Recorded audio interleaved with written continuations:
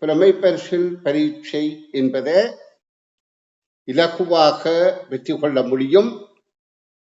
எப்படி என்றால் எங்களுடைய தளராத முயற்சியால். அப்ப உங்களுடைய முயற்சி மிகவும் பாராட்டத்தக்க நிலையிலே இருக்கின்றது. நிச்சயமாக உங்களுக்கு இந்த கடின முயற்சிக்கு நல்ல பலன் கிடைக்கும்.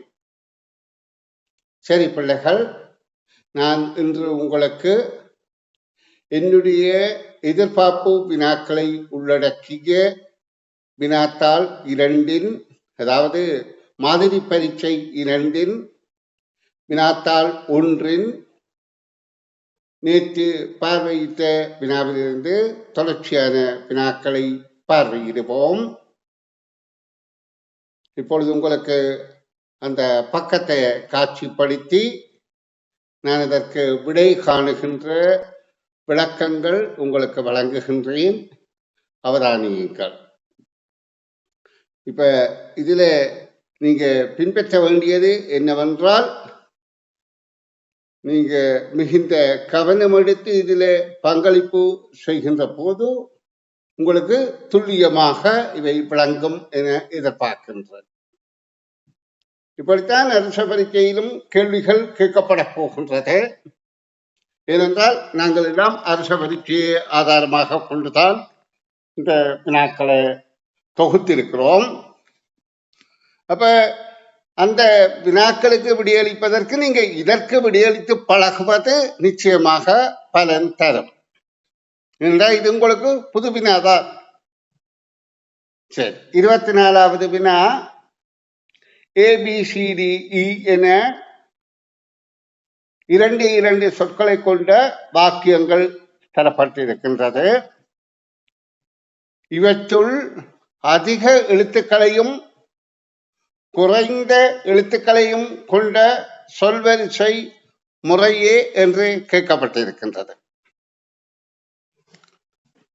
எங்களுக்கு தெரியும், சொற்களை கொண்டு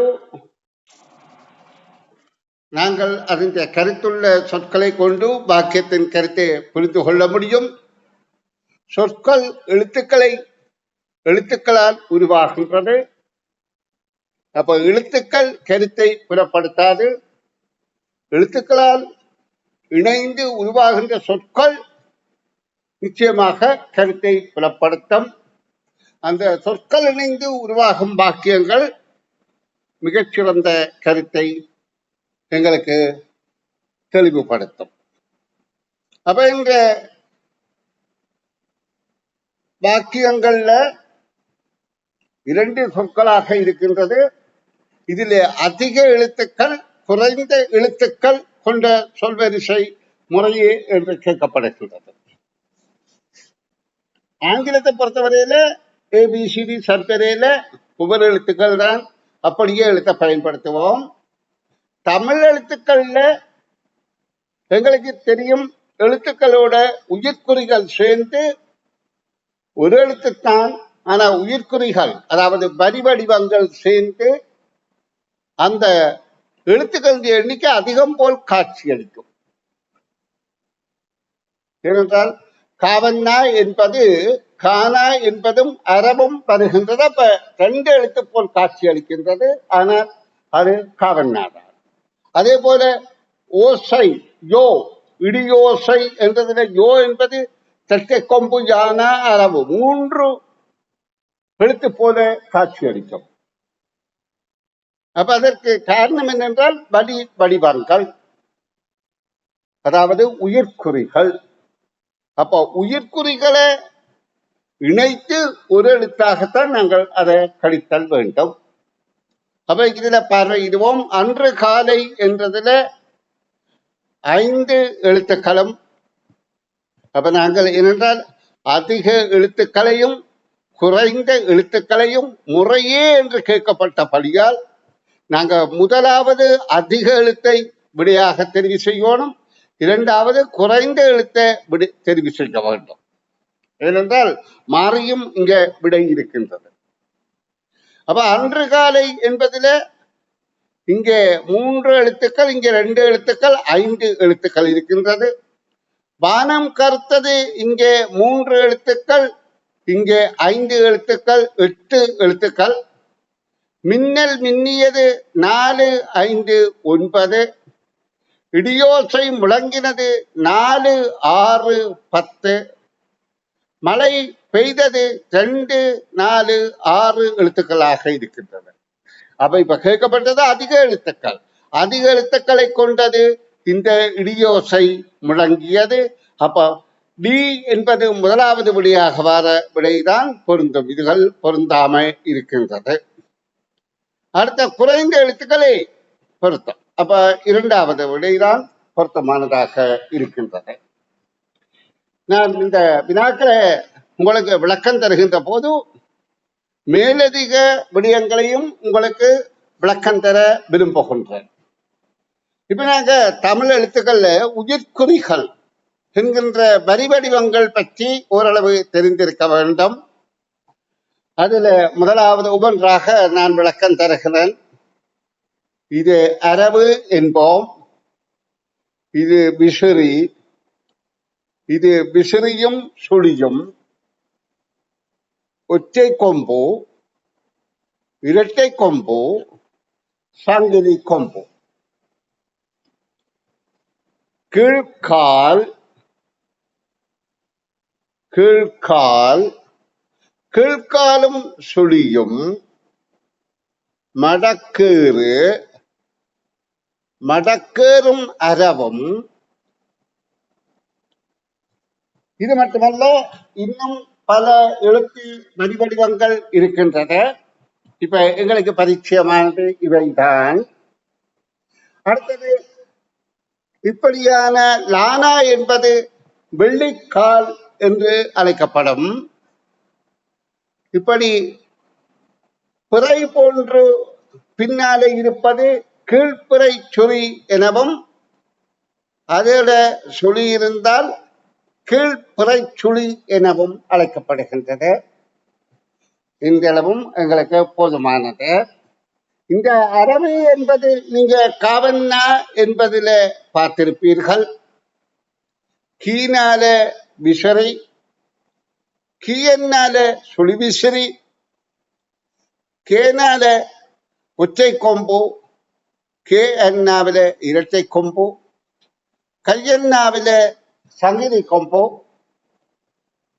பூனாவில கீழ்கால், பூவில கீழ்காலும் அரவும்,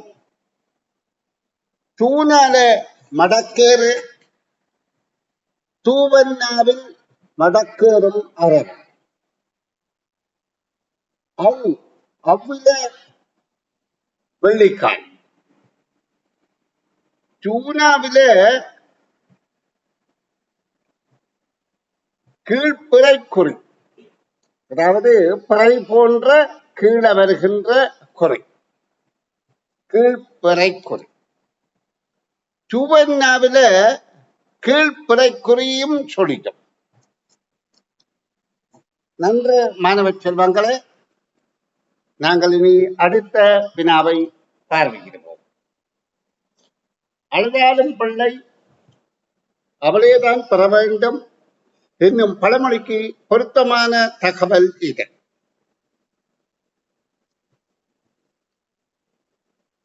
பழமொழிகள் என்பது எமது மூதாதையார், எமது பழைய மக்களால், எங்கள் முன்னோர்களால் தங்களுடைய அனுபவங்களை கொண்டு வாய்மொழியாக பயன்படுத்தப்பட்ட சொற்பிரயோகம். ஏனென்றால் ஒரு குறிக்கப்பட்ட காலத்துக்கு முதல்ல எழுது கருவிகளோ எழுதுவதற்கோ பெரிய வசதியாக, இலகுவான வசதியாக உபகரணங்கள் கிடைக்கவில்லை. ஆயினும் மக்கள் அறிவுள்ளவர்களாக இருந்தார்கள். அவர்கள் அப்ப தங்களுடைய அனுபவங்களை எல்லாம் வார்த்தைகளாக, பேச்சு மொழியாக தேக்கி வைத்திருந்தார்கள். அந்த வகையில வந்ததான் பழமொழிகள். இந்த பழமொழிகளுடைய கருத்து என்னென்றால், ஒரு சொற்களை சொல்லி விளங்கப்படுத்த வேண்டிய விடயத்தை ஒரு கொஞ்ச சொல்லில மிக துல்லியமாக விளங்கப்படுத்துவதுதான் பழமொழிகள்.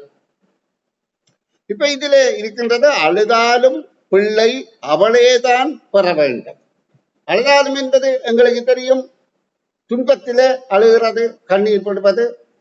பிள்ளை என்பது அவள் பெறுகின்ற பிள்ளை அவளேதான் பெற வேண்டும், அவளேதான் பிள்ளையை பெறுதல் வேண்டும் என சொல்லப்படுகின்றது. அப்ப அழுதாலும் பிள்ளை அவளேதான் பெற வேண்டும் என்றால், ஒரு தாய் குழந்தை கிடைக்க வேண்டும் என்றால் குழந்தையை ஈண வேண்டும். அந்த ஈணுவது என்பது மரண வேதனையான ஒரு நிகழ்வு தான். ஆனா அந்த மரண வேதனை அந்த தாய்க்கு பெரிய பொருட்டாக இருக்காது என்று சொன்னால், அந்த தன்னுடைய உதிரத்தால உருவாகின அந்த குழந்தை அவளுக்கு ஒரு ஒரு உச்ச துணையாகவும் ஒரு உயர்ந்த உறவாகவும் அன்பு பொக்கிஷமாகவும் இருப்பதால அவள் அதை பெரிதுபடுத்துவது இல்லை. அப்ப அதை ஈடுவதற்கு முதல் அவள் பெரிய துன்பப்படுவாள் என்பது நிச்சயமான உண்மை. ஆனாலும் அப்படி துன்பம் பெறுகின்ற போதும் அவள்தான் அந்த கடமையை செய்ய வேண்டும். அவளுக்காக இன்னொருவர் அந்த கடமையை செய்ய முடியாது. அவரவர் கடமைகளை அவரவர்களே செய்ய வேண்டும் என்பதுதான் அந்த பழமொழியின் கருத்து. அழுதாலும் பிள்ளை அவள்தான் பெற வேண்டும், வேறொருத்தன் பெறையிடாது. ஒருத்தருக்கு ஒரு வருத்தம் வந்தால் அவர்தான் மருந்து பாவிக்கணும், மற்றவர் மருந்து பாவிக்க பிரயோசனம் இல்லை. அதே மாதிரி அவரவர் பசியாரோணும் என்றால் அவையவை தான் சாப்பிடணும், தாகம் தீரோணும் என்றால் அவையவை தான் தண்ணீர் குடிக்க வேண்டும். அப்ப இங்க முதலாவது லீசா தான் படித்து பறிக்க செய்ய வேண்டும். அப்போ ஒரு பிள்ளை என்ற பெயரை சொல்லி அந்த பிள்ளைதான் படித்து பரீட்சை செய்ய வேண்டும். உண்மைதான். இப்ப இது உங்களுக்கு மிக பொருத்தமாக இருக்கு. நீங்க தான் படித்து நீங்க எக்ஸாம் செய்யணும் மொழிய, உங்களுக்காக மற்றவர்கள் என்ன உதவி செய்ய விரும்பினாலும் அவர்களால் இதுல பெருசாக பங்கேற்க முடியாது. ஓரளவு சிறு உதவிகள் செய்யலாம், உங்களை எழுப்பி விடலாம், படிக்கிறதுக்கு உரிய வசதிகளை ஏற்படுத்தி தரலாம், விளங்காததை விளக்கப்படுத்தலாம். ஆனா நீங்க தான் உங்களோட காரியத்தை செய்ய வேண்டும் என்பதுதான் இந்த பழமொழியின் கருத்து. நன்று மாணவ செல்வங்களே, நாங்கள் 26வது வினாவுக்குள் நுழைவோம். 26வது வினா வாக்கியங்களை வாசிக்க என்று தரப்பட்டிருக்கின்றது. இதுல மொத்தம் 6 வாக்கியங்கள் இருக்கின்றது. கமலா கதிரையில் அமர்ந்தால், பாத்திமாவிடம் 10 ரூபாய் உள்ளது, குதிரை வேகமாக ஓடும், கதிரை மரப்பலகையால் செய்யப்பட்டது, கதிரவன் கடைக்கு சென்றான், நாய் நன்றியுள்ள மிருகம். இங்க பாருங்க, ஒவ்வொரு வாக்கியத்தையும் வாசிக்க எங்களுக்கு அந்த அதற்குரிய கருத்து அப்படியே மனதில ஒரு, அதாவது திரைப்படம் மாதிரி மனதில பதியுது. கமலா கதிரையில் அமர்ந்தாள். அப்போ பொம்பளை பிள்ளை கமலா என்கின்ற பிள்ளை கதிரையில் அமர்ந்திருக்கிறாள். பாத்திமாவிடம் 10 ரூபாய் உள்ளது, பாத்திமா என்ற பெண் பிள்ளையிட்ட 10 ரூபாய் இருக்கின்றது. குதிரை வேகமாக ஓடும், குதிரை வேகமாக ஓடும் என்ற ஒரு கருத்து வெளிப்படுத்தப்படுகின்றது. கதிரை மரப்பலகையால் பலகைகளால் செய்யப்பட்டது. கதிரை என்பது நாற்காலி, நாங்கள் அமர்வதற்கு உதவுவது, அது மர பலகைகளால் செய்யப்பட்டது இறந்த காலம். கதிரவன் கடைக்கு சென்றான், கதிரவன் கடைக்கு சென்றான் இறந்த கால வாக்கியம். நாய் நன்றியுள்ள மிருகம் ஒரு கருத்து தருகின்றது.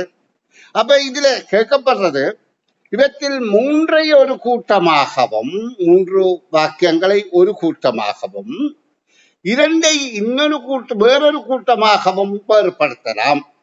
அப்ப 6 வாக்கியங்கள் இருக்கின்றது.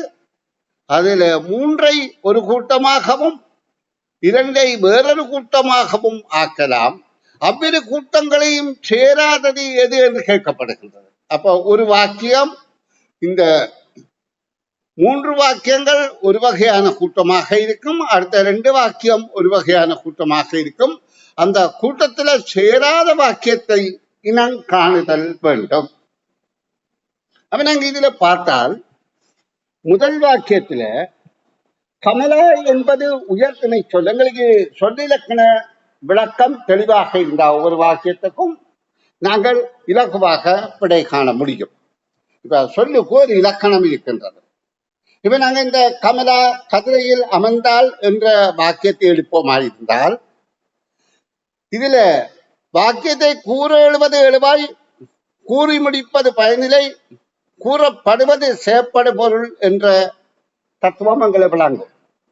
ஒரு வாக்கியம் என்றால் ஒரு வாக்கியத்தை பற்றி கூற எழுகின்ற பகுதி எழுவாய் என்றும், கூறி முடிக்கின்ற பகுதி பயனிலை என்றும், கூறப்படுகின்ற பகுதி செயற்படு பொருள் என்று சொல்லப்படும். அப்ப எழுவாய் பயனில செயற்படு பொருள். இந்த எழுவாய் என்பது பேச்சொல்லாக இருக்கின்றது, பயனிலை என்பது வினைச்சொல்லாக இருக்கின்றது, செயற்படு பொருள் என்பது இடைச்சொல்லாக இருக்கின்றது. நான் உங்களை கடந்த வகுப்புகளை சொல்லி தந்திருக்கிறேன். சொற்கள் 4 வகை: பெயர்ச்சொல், வினைச்சொல், இடைச்சொல், உரிச்சொல். பெயர்ச்சொல் என்றால் பெயரை உணர்த்துவது, வினைச்சொல் என்றால் செயலை உணர்த்துவது, இடைச்சொல் என்பது பெயர்ச்சொல்லோடோ வினைச்சொல்லோடோ மிகுதி சேர்ந்தால் அது இடைச்சொல் என சொல்லி தந்தேன். உரிச்சொல் என்பது மிகப்படுத்தி சொல்வது சாலச் சிறந்தது, சாலச் சிறப்பு, அது மிகப்படுத்த அது நமக்கு அவசியம் இல்லை என்று சொன்னார். இப்ப இந்த வாக்கியத்துல நாங்க ஒவ்வொரு சொல்லுக்கும் இலக்கணம் இருக்கின்றது. இப்ப இந்த கமலா என்ற சொல்லுக்கு நாங்க சொல்லிலக்கணம் பார்த்தால் திணை, பால், எண், இடம், காலம் என்ற 5 வகையான பகுதிகளை பார்க்கலாம். இதுல இந்த காலம் என்பது வினைச்சொல்களுக்கு மாற்றிருந்தால் உரியது. காலத்தை உணர்த்துவது வினைச்சொற்கள். அப்ப இது பேச்சொல், காலத்தை உணர்த்தாது. அப்ப ஆனா திணை இது உயர்திணை, மனிதர் தேவர் நரகர் உயர்திணை. பால் பெண்பால், எண் ஒருமை, இடம் படத்தை. இந்த சொல்லிலக்கண ஒழுங்கு உங்களுக்கு இலகுவாக புரிந்து கொண்டால் இந்த வாக்கியங்களை 3ஐ ஒரு கூட்டமாகவும் 2ஐ இன்னொரு கூட்டமாகவும் வேறொரு கூட்டமாகவும் இதுல இணையாததையும் இலகுவாக புரிந்து கொள்ள முடியும். அப்ப நான் இனி இந்த வகையில கமலா என்பது பெண்பால் உயர்த்தினை, பாத்திமா என்பது பெண்பால் உயர்த்தினை, இன்னும் ஏதாவது பெண்பால் உயர்த்தினை இருக்கிறார்கள் அப்படி வாக்கியம் இல்லை. ஆனால் கதிரவன் என்பது ஆண்பால் உயர்த்தினை. அப்ப இந்த 3 வாக்கியங்களையும் நாங்கள் ஒரு கூட்டத்திலே அடக்கலாம், உயர்த்தினை வாக்கியங்கள் என. அப்ப அடுத்து நாங்க சொல்லிலக்கண அடிப்படையில வேறு 2 வாக்கியங்களை என்ன கூட்டத்திலே அடக்கலாம் என்றால், இந்த குதிரை நாய் என்பது அகருணை, உயிருள்ள அகருணை பொருட்கள். உயர்திணை அகருணையில உங்களுக்கு தெரியும். உயர்திணை என்பது மனிதர் தேவர் நரகர், அகருணை என்பது மனிதர் தேவர் நரகர் தவிர்ந்த உயிருள்ளவையும் உயிரற்றவையும் என அறிந்திருக்கிறீர்கள். அப்ப இவை உயிருள்ள அகருணை என கருதி அதை 2ம் ஒரு கூட்டமாகவும் ஆக்குகின்ற போது உயிரற்ற அகருணை சொல்லான எழுவாய் கதிரை. அப்ப கதிரை மரப்பலகைகளால் செய்யப்பட்டது என்ற வாக்கியம்தான் இதுல தனிமைப்படுத்தப்பட்ட வாக்கியம். அதுதான் வினாவுக்கான விடையாக இருக்கின்றது. இனி நாங்கள் இந்த பக்கத்தின் இறுதி வினாவைகளை பார்வையிட போகின்றோம். இங்க பாருங்க, ஒரு அடைப்புக்குள்ள குறியீடுகள் தரப்பட்டிருக்கின்றது. அதற்கு கணிப்புகள் குறியீடு அடையாளங்களாக தரப்பட்டிருக்கு. அதற்கு விடையாக எண்களும் தரப்பட்டிருக்கு. கேட்கப்படுற வினா என்னென்றால், இக்கணிப்புகளின்படி வட்டம், வட்டத்துக்கு வட்டம், சதுரம் போன்றவற்றை பெருமானங்கள் முறையே என்று கேட்கப்படுகின்றது. அதற்குரிய பெருமானங்களை நாங்கள் கண்டுபிடிக்க வேண்டும். பெருமானங்கள் முறையே என்று கேட்கப்படுகின்றது. அப்ப நாங்க இந்த அதாவது வடிவங்களுக்குரிய பெருமானத்தை காண்பதற்கு இதுல எண்களாக விடை தந்துள்ளதைத்தான் நாங்கள் அணுகிறது இலகுவான். அப்பதான் சரியான பெருமானத்தை நாங்கள் காண முடியும். அதை விட்டுட்டு விடிய கொண்டு சும்மா ஒப்புவிச்சு காண்பது தவறு. சிலவள சரியாக இருக்கலாம், ஆனா தவறாக இருக்கும். இந்த சட்பன் இரவ இளையராணி நேரன் கிண்ணா என்கின்றவ தயவு செய்து சட் பண்ற பழக்கத்தை நிறுத்துங்கோ, இல்லாவிட்டால் நீங்கள் பெர்மனண்டாக வகுப்பில இருந்து ரிமூவ் பண்ணப்படுவீர்கள். சரி, இப்ப கவனிங்க பிள்ளைகள். இப்ப நாங்க இந்த பெருமானங்களை அந்த குறியீடுகளை கொண்டு நாங்கள் கண்டுபிடிக்க போகின்றோம்.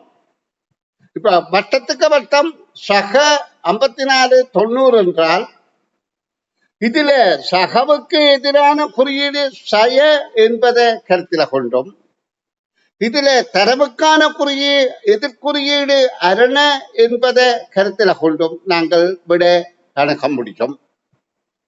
அதாவது இங்க ஒரு எண் 3ஆல் பெருக்கப்பட்டு 54 வருகின்றது என்றால் இந்த 54ஐ 3ஆல வகுக்கிற போது அந்த பெருமானத்தை கண்டுபிடிக்க முடியும். அதே போல 54 கூட்டப்பட்டு 90 வந்தது என்றால் 90 இருந்து 54ஐ கழிப்பதன் மூலம், எதிர்கழிப்பை செய்வதன் மூலம் நாங்கள் அந்த பெருமானத்தை கண்டுகொள்ள முடியும். அப்ப எங்களுக்கு தெரியும் 54 3ஆல வகுப்போம். ஏனென்றால் இங்க 2 பெருமானம் தரப்பட்டிருக்குது, ஒரு பெருமானத்தை தான் கண்டுபிடிக்கணும். அப்ப நாங்க 2 பெருமானம் தரப்பட்டபடியால் இந்த குறியீட்டின் எதிர்கருத்து தரவின்றி எதிர்கருத்து, தர என்றால் பெருக்கு, பெருக்கிற என்றால் வகு என்பது எதிரான செயல், கூட்டல் என்பதின் எதிரான செயல் கழித்தல். அப்ப அதை செய்வதன் மூலம் விடை காண முடியும். இப்ப சதுரத்தின் பெருமானம் 54 3ஆல வகுக்கிறோம். அப்போ 1 2 மிச்சம் 3 24 18. அப்ப சதுரத்தின் பெருமானம் 18 என்று கண்டுகொண்டோம். வட்டத்துக்கு வட்டம் 90 54 போனால் அப்ப 10 4 போனால் 6, 8 5 போனால் 3 36. இதை கொண்டுதான் நாங்கள் மற்றவற்றின் பெருமானத்தை காணப்போகின்றோம். இது 36 என கண்டபடியால் 6ஐ ஒரே எண்ணால பெருக்கி 36 வந்தால் 6 தர 6. இப்ப இது 36 என்றபடியால் 2ஆல வகுத்தால் 18 இங்க காணப்பட்டிருக்கிறது, இது இங்க காணப்பட்டிருக்கிறது. இப்ப எங்களுக்கு பெருமானங்களை முறையே என்றதுக்கு இதற்கு 6, இதற்கு 36, இதற்கு 18 உள்ள முதலாவது விடை பொருத்தமாக இருக்கின்றது. இதே தகவல்ல அடுத்ததாக கேட்கப்படுகின்றது 2 தர சதுரம். அதாவது சதுரத்தின் பெருமானம் நாங்கள் 18 என்று கண்டோம். 2 18ஆல பெருக்கு நான் 36, 36க்குரிய குறியீடு இது. அதாவது இங்கே தரப்பட்ட 2வது தகவலாக தந்தது இங்கே வினாவாக கேட்கப்படுகின்றது. அதாவது இங்க அரண என்பது வகுத்தல், அதன் எதிர்ச்செயல் பெருக்குதல் என்பதை கொண்டு நாங்கள் இந்த விடையை அணுகலாம். அப்ப நாங்க இதுல ஒரு பக்க வினாக்களுக்கு விடை கண்டுவிட்டோம். தொடர்ச்சியாக அடுத்த பக்க வினாக்களுக்கு விடை காணப்போகின்றோம். அப்ப நான் மாணவ செல்வங்களை நேரடியாக சந்திப்பதில் மகிழ்ச்சி அடைகிறேன். நீங்க தொடர்ச்சியாக படியுங்கோ, நிச்சயமாக உங்களுக்கு சிறந்த பெறுபேறு கிடைக்கும். நான் ஏன் இதுல வீடியோ போட சொல்லி கேட்கிறது என்றால், படிக்கிற பிள்ளைகளின் முகம் அகத்தின் அழகு முகத்தில் தெரியும். அந்த முகம் காட்டித்தரும் பிள்ளை படிக்குமா படிக்காதான். இது நீங்க பெற்றோரின் கடமைக்காக இங்க உட்கார்ந்திருக்கீங்க, நீங்க விரும்பி இருக்கிறீர்கள். ஏனென்றால் நான் தினசரி பார்க்கிறேன், அநேகமான பிள்ளைகள் தினசரி வகுப்புவார்கள். அப்ப உங்களுடைய பெறுபேரை நீங்களே உருவாக்கி கொள்கிறீர்கள், நிச்சயமாக உங்களுக்கு சிறந்த பெறுபேர் வரும். அப்ப அதற்கு நீங்க செய்ய வேண்டிய மேலதிக முயற்சி என்னவென்றால், தொடர்ச்சியாக நீங்க பயிற்சிகள்ல ஈடுபடுங்கோ. அரச பரீட்சை தாள்களுக்கு, அதாவது குறைந்தபட்சம் 10 வருஷ பரீட்சை தாள்கள், அதை விட கூடவும் இருக்கின்றது. 95ஆம் ஆண்டில இருந்து இந்த முறையிலே தான் அரச பரீட்சை நடந்து கொண்டிருக்கின்றது. அப்ப நீங்க அந்த வகையிலே அந்த வினாக்களுக்கு எல்லாம் விடையளித்து பழகுவீர்களா இருந்தால் நீங்க சிறந்த பெறுபேறு நிச்சயமாக பெற முடியும் என கூறிக்கொண்டு, நான் இப்ப தொடர்ச்சியாக அடுத்த பக்க வினாவுக்கு விடை காணும் விளக்கங்கள் தருகின்றேன். நான் இப்படி கற்பித்துக் கொண்டிருக்கிற போது இந்த ஜூம் லிங்க் கிட்டத்தட்ட 35 நிமிடம் 38 நிமிடங்கள்ல தானாக நிறுத்தப்பட்டவிடும் என்று அதெல்லாம் எங்களோட கட்டுப்பாட்டுல இல்லை. ஆனா கற்பிப்பதுதான் எங்களோட கட்டுப்பாட்டு கழித்து. அப்ப நீங்க அதற்கு பிறகு நாளைய வகுப்புல இணைந்து கொள்ளலாம் என்பதை கவனத்துல கொள்ளுங்க. சரி பிள்ளைகள், நான் இப்ப உங்களுக்கு தொடர்ச்சியாக அநேகமானவர்கள் வீடியோ போட்டிருக்கிறீர்கள், வாழ்த்துக்கள், நன்றி. போடாதவர்கள் இடைக்கிடையே பார்வையிடப்பட்டு வகுப்பில் இருந்து ரிமூவ் பண்ணப்படுவார்கள். ஏனென்றால் படிப்பு என்பது நாங்கள் அக்கறை செலுத்தி கற்க வேண்டிய விடயம். ஆனபடியால் நாங்க இப்ப உங்களுக்கு அடுத்த பக்க வினாக்களை உங்களுக்கு விடையளிக்கிற விளக்கத்தை தருகின்றேன், அவதானியுங்கள். இது என்னுடைய வெற்றிக்கனிகள் என்கின்ற பயிற்சியில இருக்கின்ற 2வது மாதிரி பரீட்சையின் வினாக்கள், எதிர்பார்ப்பு வினாக்கள் என்றால் இதுல நான் எதிர்பார்க்கக்கூடிய வினாக்களை அரச பரீட்சை தாள்களை ஆதாரமாக வைத்துத்தான் தயாரித்திருக்கிறார். இதே போல நிறைய பயிற்சிகள் நிறைய பேர் கற்பிக்கிறார்கள், பயிற்சி அளிக்கிறார்கள். அதுகளை பயிற்சி பெறுங்கோ, நிச்சயமாக பலன் கிடைக்கும். அனைவரும் சவுண்டை மியூட் பண்ணி வைத்துக் கொள்ளுங்கள். உங்களுடைய அறியாம மற்றவர்களுக்கு இடையூறாக அமைந்துவிடக் கூடாது என்பதற்காகத்தான் நீங்க மற்றவைக்கு ஒத்துழைப்பு வழங்கக்கூடியவர், அதாவது நீங்களும் படித்துக்கொண்டு மற்றவர்களையும் படிக்க விடுகின்ற, அதாவது அவர்களுக்கும் சந்தர்ப்பம் வழங்குகிறவர்களாக இருங்கள். சரி, இந்த வினாவை பார்வையிடுவோம். இந்த வினா 29வது வினா என்பதை கவனத்தில் கொள்ளுங்கோ. இது அடங்கல் வரிப்படங்களை கொண்டது. பாடசாலை வாசிக்க சாலை எனவும் வகுப்பறை மாணவர்கள் எனவும் குறிக்கலாமாயின் 4ஐயும் குறித்த பொருத்தமான ஒரு யாது என்று கேட்கப்படுகின்றது. இது ஒரு விடயத்துக்கு இன்னொரு விடயம் அடங்கும் என்பதை கருத்தில் கொள்வது. இப்ப இங்க பாடசாலை வாசிக்க சாலை என்பது பாடசாலைக்கு இருக்கின்ற வாசிக்க சாலை. அதிக வளங்கள் உள்ள பாடசாலைகள்ல பிள்ளைகள் படித்து பழகுவதற்கு வாசிக்க சாலை பெரிய துணையாக இருக்கும். இந்த இடத்துல நான் மாணவ செல்வங்களுக்கு, நீங்க 10 வயது குழந்தைகள், நீங்க எதிர்காலத்துல சிறந்த நிலையை அடைவதற்கு நிச்சயமாக வாசிக சாலைகள் உங்களுக்கு நல்ல வழிகாட்டும் என்பதை நீங்க உணர்ந்து கொள்ளுங்கோ.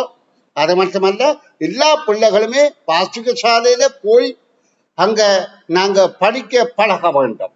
அதே ஒரு தனிமையான திறமையான செயல் என்பதை கருத்தில் கொள்ளுங்கோ. உங்களுக்கு உங்களோட நீங்க இருக்கிற பகுதிகளில் இருக்கிற வாசிக்க சாலைகள் அல்லது பாடசாலை வாசிக்க சாலைகள், அது பாடசாலை நேரத்தில் திறந்திருக்கும், அது தவிர்ந்தவை மற்ற நேரங்களில் இருக்கும்.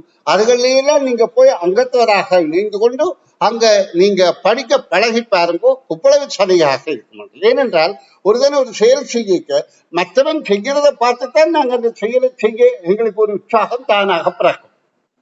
நீங்க வாசிக்க சாலையில போனால் உங்களை போல மற்ற பிள்ளைகளும் படித்துக் கொண்டிருப்பார்கள். அவர்களை பார்க்க உங்களோட மனதிலே ஒரு உந்துதல் வரும், நீங்களும் படிக்கணும். தனியே நீங்க ஒரு இடத்துல இருந்து படிக்கிறத விட ஆக்களோடு இணைந்து கதைத்து கொண்டு படிக்க வேண்டாம். அவர்கள் தங்கள பாட்டில் அமைதியாக இருந்து படிப்பதை பார்த்து உங்களோட மனதில் ஒரு உற்சாகம் வந்து நீங்க படிக்க பழகுங்கள். இது நிச்சயமாக உதவி செய்யும். காரணம் என்னென்றால், வாழ்க்கை இந்த உன்னத நிலை, உயர்ந்த நிலை கல்வி நிலையிலே அடைந்தவர்கள் எல்லாரும் வாசிக்க சாலையை பயன்படுத்தி இருக்கிறார்கள் என்பது நீங்கள் அவர்களை பார்ப்பதன் மூலம், அவர்களிடம் வினாவுவதன் மூலம் அல்லது அறிவதன் மூலம் தகவல்களை தெரிந்து கொள்ளுங்கள். அப்ப வாசிக்க சாலை என்பது கல்விக்கு உச்ச துணை என்பதை மறந்து விடாதீங்க. சரி, இப்ப இந்த பாடசாலைக்கு இருக்கிற வாசிக்க சாலை என்றால் பாடசாலைக்குள்ள வாசிக்க சாலை உள்ளடக்கப்படுகின்றது. அப்ப இந்த குறியீடுகள்ல மேலே உள்ள சதுரம் பாடசாலை என்பதையும் உள்ளுக்கு இருக்கிற முக்கோணம் வாசிக சாலை என்பதையும் குறிக்கின்றது. இது அடங்கல் வெளிப்படம், ஒன்றுக்குள்ளே ஒன்று அடக்கப்படுகின்றது. வகுப்பறை மாணவர்கள் என்றால் வகுப்பறை இது மாணவர்கள் அடங்குகிறார்கள், உள்ளடக்கம். இப்ப கேட்கப்படுது இந்த நான்கையும் குறிக்க பொருத்தமானது எது? அப்ப இந்த நான்கையும் குறிக்கின்ற போது எங்களுக்கு தெரியணும், பாடசாலைக்கு வாசிக சாலையும் வரும், பாடசாலைக்கு மாணவர்களும் வரும், பாடசாலைக்கு வகுப்பறைகளையும் மாணவர்கள் வருவார்கள் என்பது. அப்ப முக்கியமாக பாடசாலை என்பது இங்கே சதுரம் என்றபடியால் இந்த பெரிய குறியீடு பொருந்த, அதாவது வட்டம் பொருந்த போவதில்லை. இங்கே வட்டம் வகுப்பறையை குறிக்கின்றது, வகுப்பறைக்குள் பாடசாலை அடங்கவில்லை.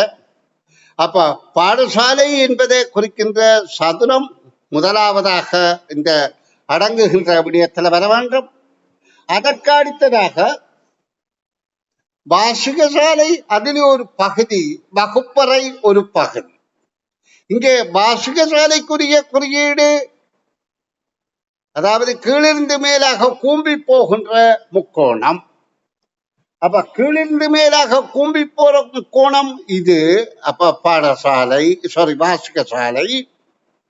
அடுத்ததாக இதுல வகுப்பறை என்பது இங்க வட்டத்தை குறிக்கின்றது. அப்ப இதுதான் பொருத்தமானதாக இருக்கின்றது. இது வகுப்பறை என்பதை குறிக்கின்றது. அப்ப இது வெளியில தனிய பெற முடியாது. இது முக்கோணம் என்பது மாணவர் என்பதை குறிக்கின்றது, மாணவர் தனிய பெற முடியாது. அப்ப இந்த குறியீட்டு தொடர்தான் பொருத்தமானதாக இருக்கும்.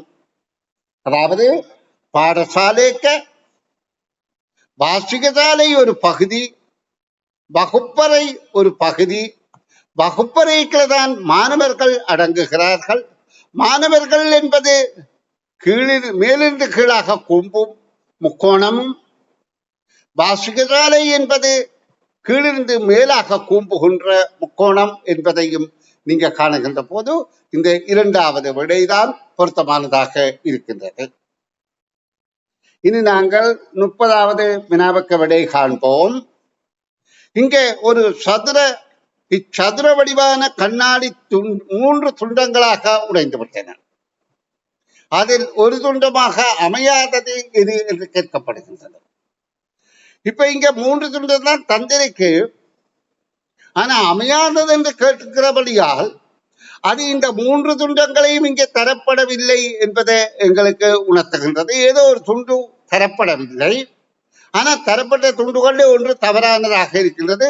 அதைத்தான் அமையாதது என இனங்காண சொல்லி கேட்கப்படுகின்றது. அவனாங்க இதுல உற்று பார்ப்பதன் மூலம் புலனாற்றல் கண்ணால உற்று பார்ப்பதன் மூலம் இந்த பகுதி இதாக இருக்கின்றது. அப்ப இது அமைகின்றது, ஆனபடியா இது வெளியாக வராது. அதே போல இங்க கண்ணாடி துண்டத்துல உடைந்த பகுதி இதுவாக இருக்கின்றது. அப்ப இதுகம் அமைகின்றது. இந்த பகுதி அமையவில்லை என்பது எங்களுக்கு விளங்குகின்றது. ஏனென்றால் இந்த கண்ணாடி இங்கே ஒவ்வொன்றிலையும் 4 பக்கம் இருக்கின்றது. உடைந்த பகுதி ஒன்று, இந்த 2 4ஆக இருக்கின்றது. இங்கேயும் இதுல 4 பாகங்கள் இருக்கிறது, இங்கே 3 தான் இருக்கின்றது. ஆனபடியால் இதுதான் பொருந்தாததாக இருக்கும். இனி நாங்கள் 31வது வினாவை பார்வையிடுவோம். அன்பு மாணவ செல்வங்களே, 31வது வினா தரப்பட்டுள்ள தகவல்களை பார்க்கவும். தகவல் தந்திருக்க அந்த தகவலை பார்க்கலாம். தகவல்களின் படி பொருத்தமான உருக்கள் என்று வினா கேட்கப்படுகின்றது. அப்ப இந்த தகவல் சொல்லப்படுகின்றது 3வது உரு, விடையில தரப்பட்ட 3வது உருவின் உச்சிமுகம் விளிம்புகளின் எண்ணிக்கை இரட்டை எண்கள். அப்ப இதுதான் 3வது உரு. இதுல இது 3வது உரு, இதுல இது 3வது உரு. இதுல உச்சிமுகம் விளிம்புகளின் எண்ணிக்கை இரட்டை எண் என்பது இதுக்கு பொருந்தாது என்றால் இதுக்கு உச்சி ஒன்று, முகம் ஒன்று, விளிம்பு ஒன்று, அது ஒற்றை எண்ணாக இருக்கின்றது. அப்ப இதுதான் சரியாக இருக்க வேண்டும். சதுரமுகி, சதுரமுகிக்கு முகங்கள் 6, அதாவது உச்சிகள் 8, முகங்கள் 6, விளிம்புகள் 12. அப்ப இதுவும் சரி, இதுவும் சரி, இரட்டை எண்கள் முதலாவது தரப்பட்ட தகவலுக்கு பொருத்தமாக இருக்கின்றது. முதலாவது உருவை இரு சம பாகங்களாக வெட்டினால் கிடைப்பது செவ்வகம் அல்லது வட்டமுகம். இதை இரு சம பாகமாக இப்படியாக வெட்டினால் எங்களுக்கு கிடைப்பது ஒரு வட்டமுகம். 2 வட்டமுகம் கிடைக்கும். மேல் பகுதியிலே ஒரு வட்டம், கீழ் பகுதியிலே ஒரு வட்டமுகம். ஆனால் இதே இரண்டாக இப்படியாக வெட்டினால் கிடைப்பது ஒரு வட்டமுகம். இப்படி வெட்டுவோமாக இருந்தால் கிடைப்பது செவ்வகமுகம். அப்ப இதுதான் இங்க இரண்டாவது, அதாவது முதலாவது உருவுக்கு பொருத்தமானதாக இருக்கின்றது. அப்ப இரண்டாவது உருவுக்குரிய மூன்றாவது தகவலை பார்ப்போம். இரண்டாவது உருவின் உச்சிமுகம் விளிம்புகளின் எண்ணிக்கை சமம். அதாவது கூம்புக்கு ஒரு உச்சி, ஒரு முகம், ஒரு விளிம்பு, அவ சமம் என்றபடியால் இந்த விடைதான் பொருத்தமானதாக இருக்கின்றது. நன்றி மாணவ செல்வங்களே. இப்ப நான் உங்களை நேரடியாக சந்திக்கின்றேன். இப்ப நான் அடுத்த வினாவை விளக்கம் தந்து கொண்டிருக்க நேரம் போதாமல் இருக்கும்.